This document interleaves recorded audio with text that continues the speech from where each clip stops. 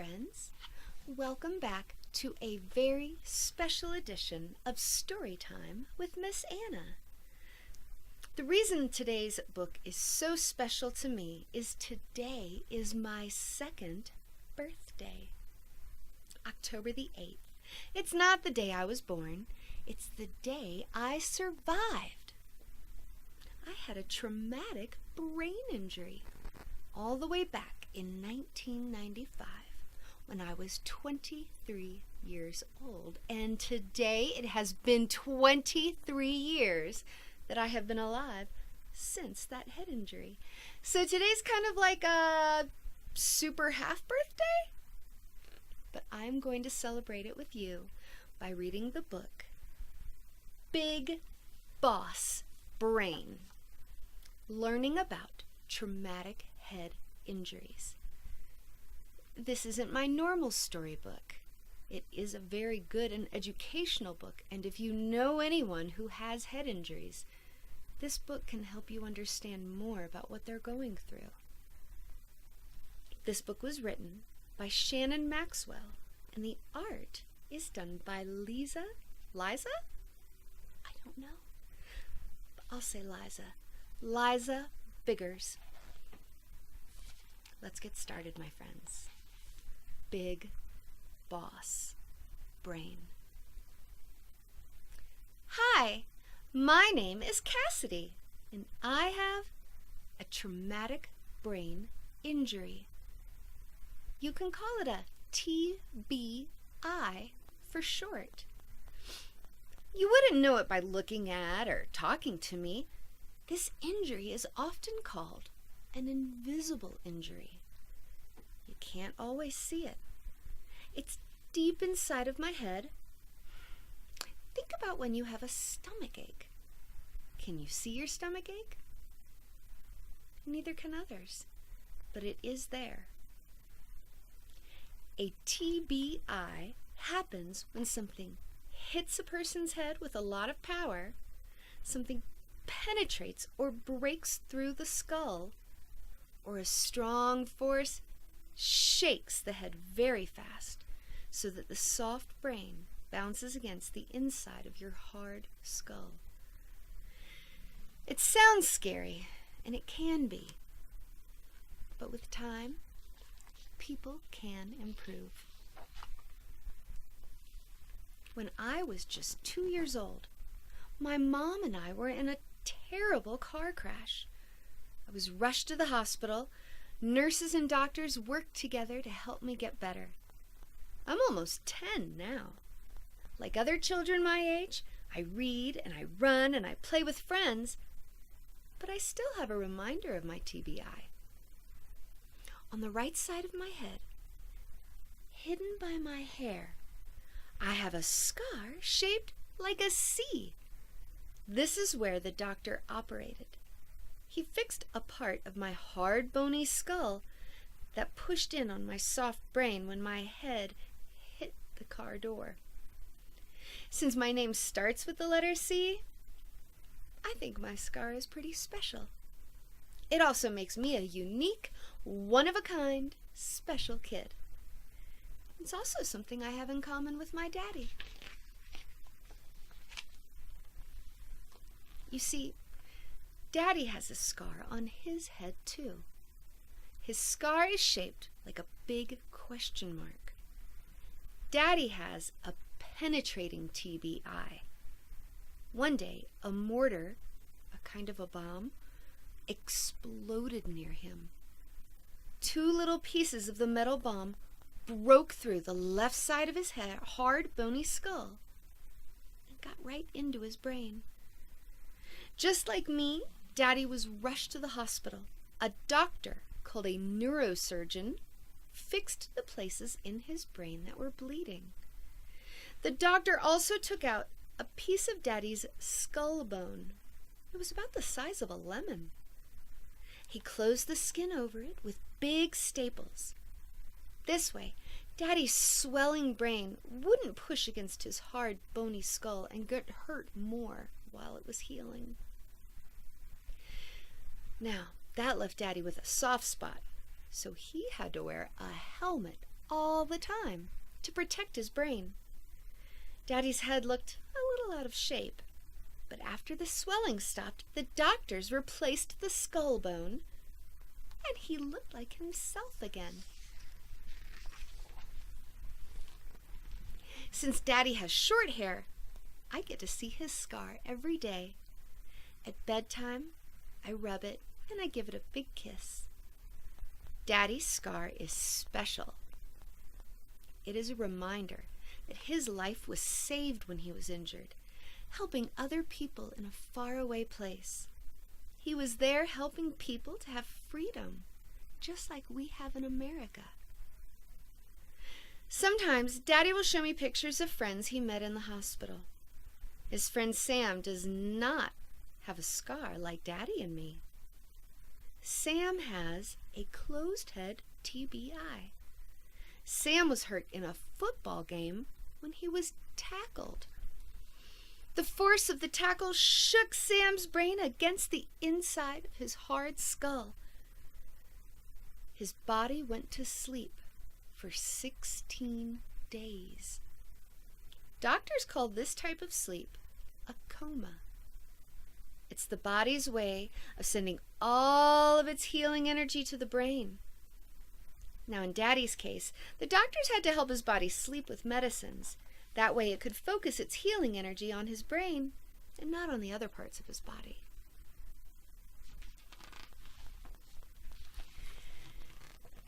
Every brain and every TBI is different. When I got hurt, I didn't go into a coma like Sam and Daddy. After a couple of weeks, I was able to walk and go home from the hospital. It took Daddy and Sam months to be well enough to come home. When Daddy came out of his coma, at first he couldn't move the right side of his body or even speak. He could only nod or shake his head to answer questions. He had to be pushed around in a wheelchair. Many different therapists helped Daddy relearn to talk, to walk, and to do everyday things. Calling the therapist SLPs, OTs, and PTs makes talking about your TBI a lot easier. A speech language pathologist, or an SLP, used picture cards and sticky note labels to help my Daddy remember words for many things. Occupational therapists, OTs, worked with Daddy's fingers and hands.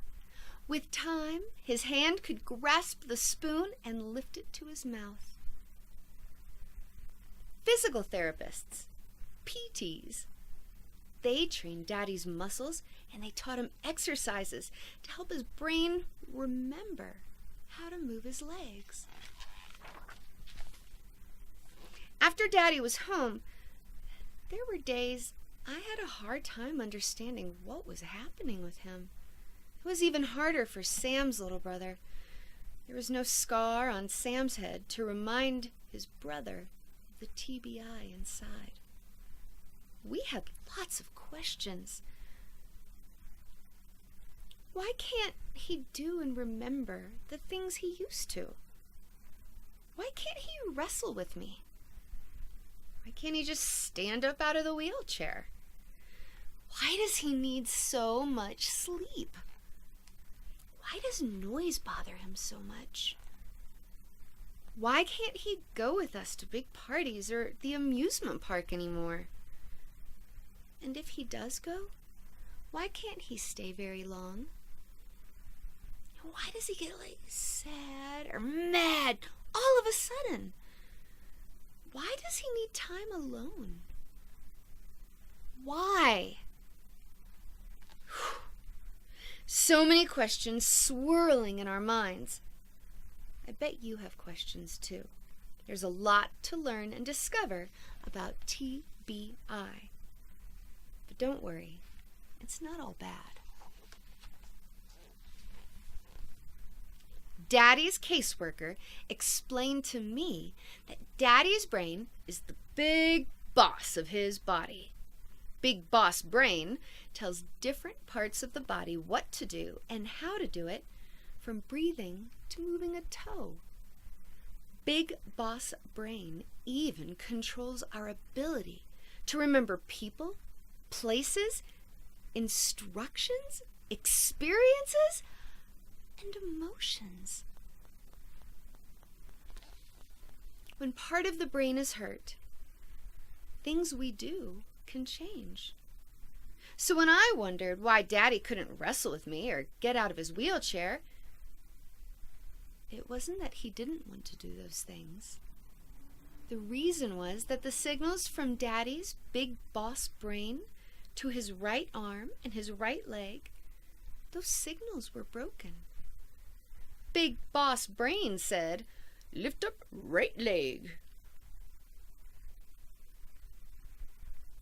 His right leg was not getting the message. Did you say something?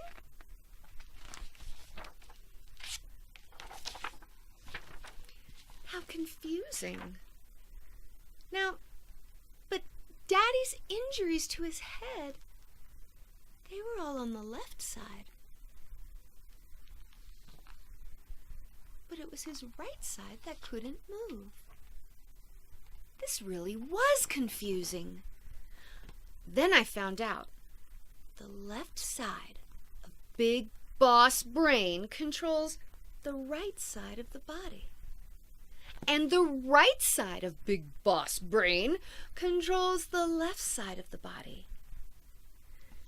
So, with lots of time and practice, Daddy began to move his right leg and his right arm.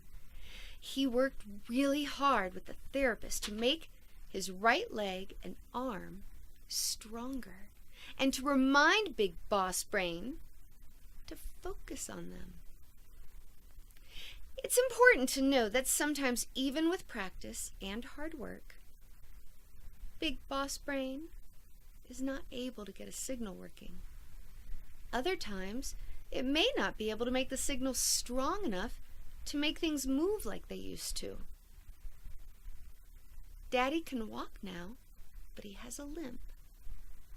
He can lift his right arm, but smaller movements like game pieces or cutting his meat, those are hard. So Daddy now uses a special adaptive tool called a rocker knife to help him cut his meat, and a big calendar to help him remember events. The way he gives me bear hugs, that's changed too.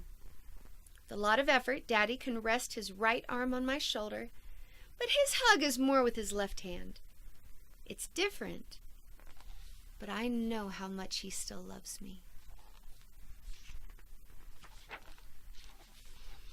My friends Jake and Grace, they're also learning how different life can be after a brain injury.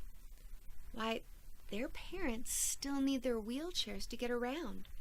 Their big boss brains cannot tell their legs to stand up for long or sometimes at all. Jake's dad's wheelchair has electric controls that can raise him up to a standing position. Jake says it makes his dad look a little like a robot, and I think that's pretty cool. But the coolest part is, even though his dad can't walk, his chair still lets him go to places with the family and play with Jake. Jake skates and races his dad down the sidewalk.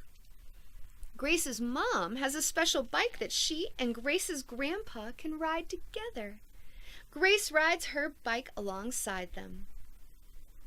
Grace's mom has an anoxic brain injury from a motorcycle accident.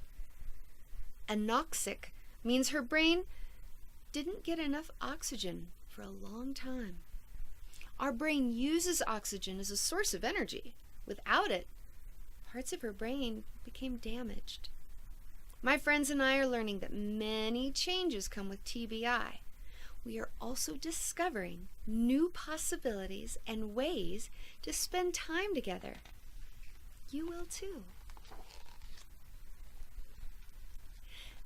Did you know that injury to your big boss brain can also affect your 5 senses: hearing, seeing, smelling, tasting, and touching.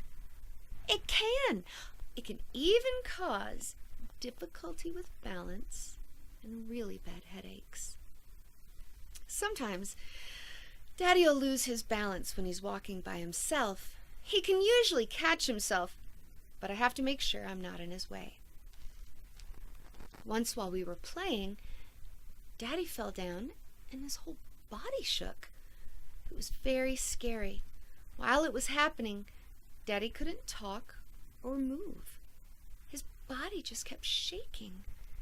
He was having a seizure. Mommy saw what happened and made sure there was nothing sharp or hard anywhere around him.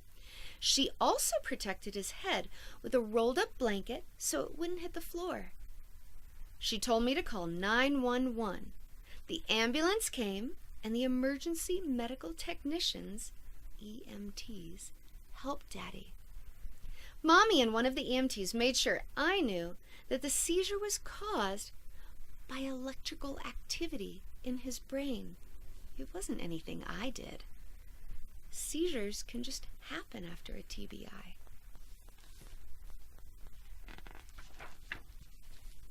Mommy told me that the doctors would help Daddy. They would give him some medicine to control the seizures. Big seizures like my daddy had that day are called grand mal, or generalized seizures. There are other types of seizures that people with a TBI can also have. They don't always cause a person's body to move.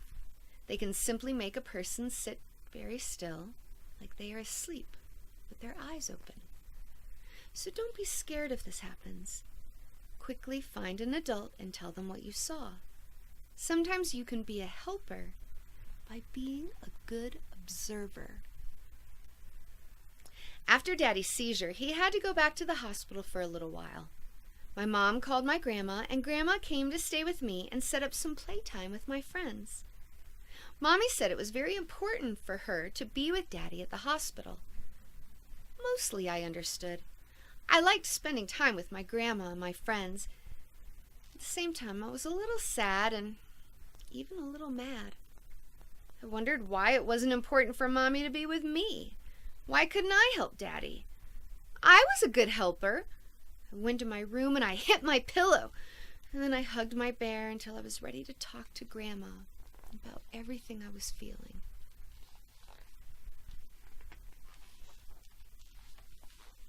And do you know what? Grandma understood how I felt. She said it was okay for me to have those feelings. The fact that Daddy was hurt and that we had to be apart, it wasn't fun or fair. But it didn't change the fact that Mommy and Daddy loved me and they wanted to be with me. For that time, though, they needed to be where Daddy could get the best help. Mommy needed to listen and learn from all that the doctors had to say. That way, when they came back home, they could explain everything to me, my brother, and my sister. At home and at the hospital, Daddy was also feeling sad and mad sometimes, just like me. There were days when he was tired of being injured. He wished it was easier to write or use his right hand. Sometimes his tears or anger came from frustration. Other times, it just came suddenly, out of nowhere.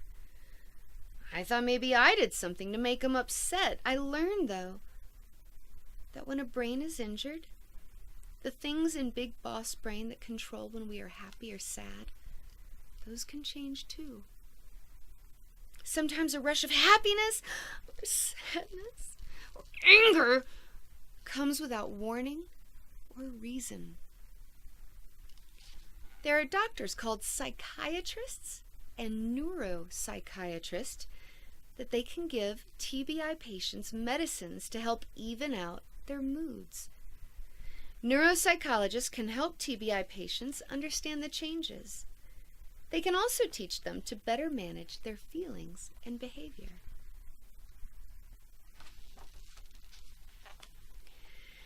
Daddy's changing emotions are some of the invisible effects of his TBI. We couldn't see them like we could see his right arm not moving. But we felt them just the same. Remember all those other questions swirling in my head? Why did noise bother him so much? Why did he need time alone? Why did he need so much sleep? Why couldn't Daddy go with us to big parties or amusement parks anymore? These are also part of the invisible effects of Big Boss Brain's injury. After Daddy's TBI, I was told to play quietly a lot more often. Daddy needed a lot of sleep. He would take naps during the day, sometimes in his room and other times in his chair in front of the TV. Daddy's big boss brain was working very hard to get better. It would get tired and my daddy's body would be tired too. Daddy told me to picture a train engine that couldn't go any farther down the track until it stopped for fuel. Resting was like fuel to Daddy's big boss brain. After some sleep, Daddy was ready to play and work again. Another reason I had to be quiet was that now too many noises really bother Daddy. When Big Boss Brain is not hurt, it can focus on one sound and tune out or ignore another sound. Because it is hurt, Daddy's Big Boss Brain cannot do that as well. Sounds that used to take turns for his attention, they now all come rushing in at once. Remember Daddy's train engine? Imagine that Daddy's Big Boss Brain is the engine. It's chugging along the main track. It's carrying the sound of the TV and the dogs barking. On the left, there's a train car coming toward the main track with the voices of my mom and my brother talking. On the right, there's another train car carrying a question I have for Daddy, and it's moving toward the track too. Normally, ding, ding, ding, ding, ding, crossing bars would stop the train cars on the right and the left from entering the main track until it was safe. In the brain, these crossing bars are called filters. When Big Boss Brain is injured, the filters, like the crossing bars, are broken. So the sounds from the TV, Mom talking, my questions, they all crash into Daddy's brain, the engine, at the same time. Oh, what a big mess. It's a mess that Daddy has to work very hard to unscramble. And now I have to help by waiting my turn or making sure the TV is off before asking my daddy a question.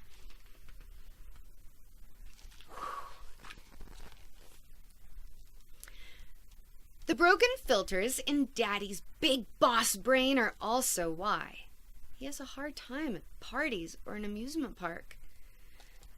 There are the voices, the sounds of laughter, and even lights that can rush into Daddy's brain all at once, and they drain fuel from his Big Boss Brain engine.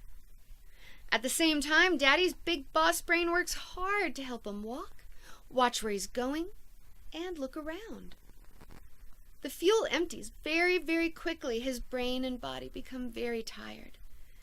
And this is why he often needs time alone. Alone, Daddy can keep one thing on his track and rest Big Boss Brain.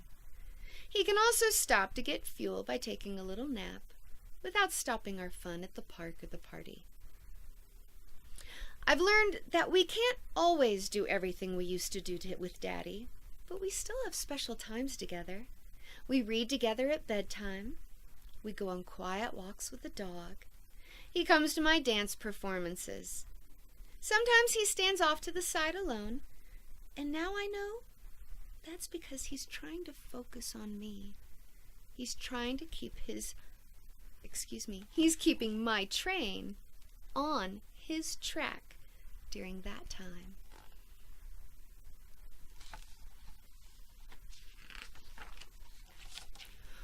One of the most important important things I have learned about a TBI is the needs for lots of patience.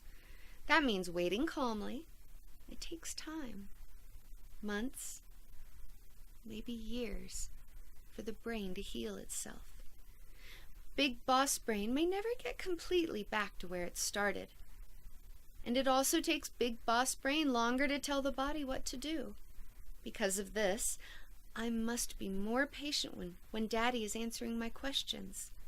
Sometimes he needs to think about the answer, or wait, and turn all the other noises off. It is important to wait for him to finish saying what he wants and needs to say. Walking and moving is sometimes slower too. And this is a nice thing on our walks. I get to discover things around me in nature I would have missed if I was running or going too fast. Life after Daddy's TBI has definitely brought change. But I found out that change is not all bad. I am lucky. I still have my Daddy here with us. Mommy and Daddy try to keep life at home as routine as possible. And together, as a team, we're finding out what works for us. Along the way, I remember to ask questions. I know that through the ups and downs, whether I'm feeling happy, sad, or mad about our new life after TBI, I am loved, and so are you.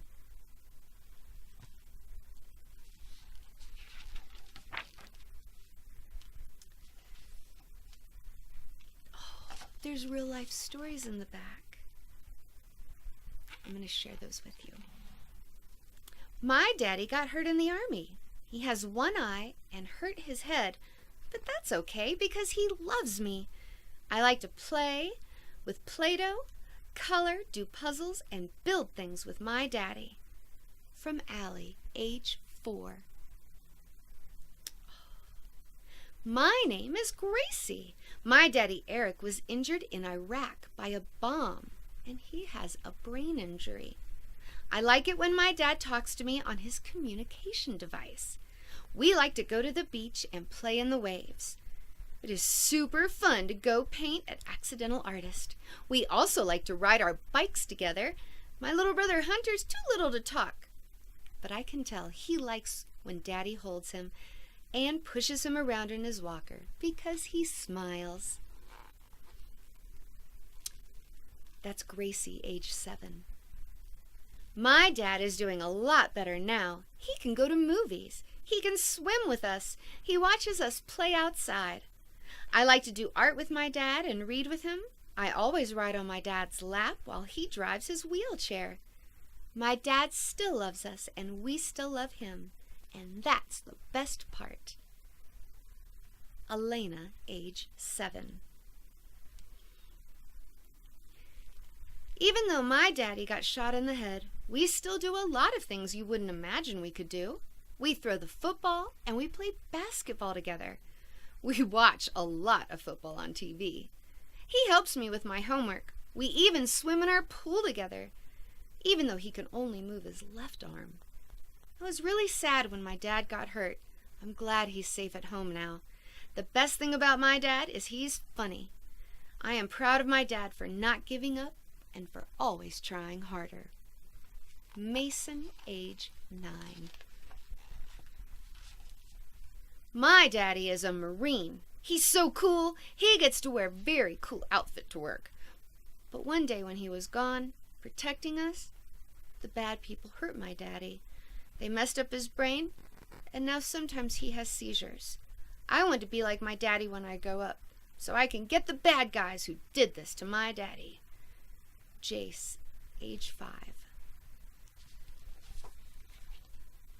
It's really cool living with my brother. We play with Ben, and I sing him this song that's a really funny song. Race, age 7, and Reed, age 6, my little brothers, think it's cool living with Ben too. I like helping to feed him and watching TV with him and playing with him. It's so much fun.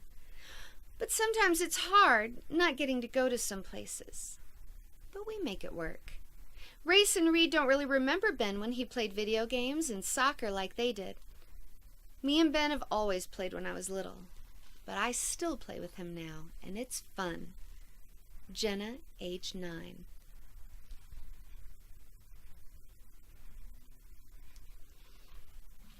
Sammy's brain injury. When I was 11 months old, oh, a tiny baby, my big sister and I were in a bad car accident. I think my brain injury has affected me because I have to work harder than everyone else. I'm always going to a physical therapist, occupational therapist, and all kinds of specialists. I also don't always feel like I fit in. I feel like I stand out and that people don't want to hang out with me because of it. But it has also affected me in some good ways. Like, I got to meet some really nice people like my counselor and my physical therapist and occupational therapist who taught me how to walk, and a lot of other cool people who are really nice to me and have helped me be a stronger person. I think that my brain injury made me have a stronger take on the world and myself. If it wasn't for my mom and I and all the great specialists trying so hard, I wouldn't have become the person I am today. If we didn't try so hard, my life would be very different. I know everybody makes mistakes, and that's okay. No one's perfect. With the right positive attitude and the willingness to accept help, as long as I try my best and I'm proud of myself, then move over world. I can do anything. Samantha, age 12. Oh, that's so inspiring. Here we have a map of the brain. This is the last page of the book. When I got injured, it was my frontal lobe. The frontal lobe there is blue. And your frontal lobe is where you have your planning, problem solving, emotions, personality and behavior, movement, memory, judgment, learning, thinking, smell, speech.